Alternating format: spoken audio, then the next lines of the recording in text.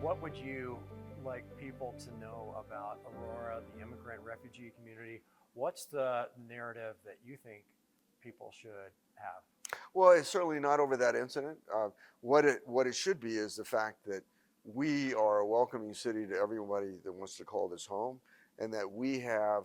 I think we're one of the few municipalities in the country, not very many, that have integration plans for their immigrant and refugee community, where we have a program. One of the examples of a program that we have that's extraordinary is called the Natural Helpers Program, where we take individuals from these respective immigrant communities, we school them in you know, how to access English classes, how to access classes for getting ready for the citizenship test.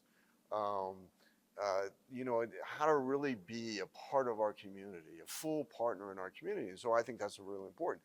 As a mayor, an area that I want to strengthen is, I think when people, immigrants arrive in this country, they're usually very entrepreneurial, and they really, I mean, their ultimate goal, their vision of the American dream is not to work for somebody else. It's to be their own boss. And so what can we do better in terms of capturing that entrepreneurial energy, you know, by having classes, providing classes for them in terms of how do you start a business, how do you navigate the regulatory process to get that business going, how do you access capital, get loans and things like that through the SBA or whatever mechanisms are available. And so I think by doing so, I think we lift the entire economy of this city. So I'm you know, I just think, you know, it's really exciting, and I wish they wouldn't feed me so much. I mean, I go to these events, and obviously food is such an important part of their culture. And so there's always, oh, mayor, got to try this. Oh, man. And it's like they're all standing over me, watching me.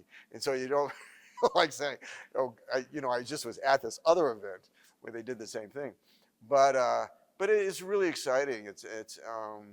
You know, I think those from Mexico are the largest immigrant community. I think the second largest is Ethiopia.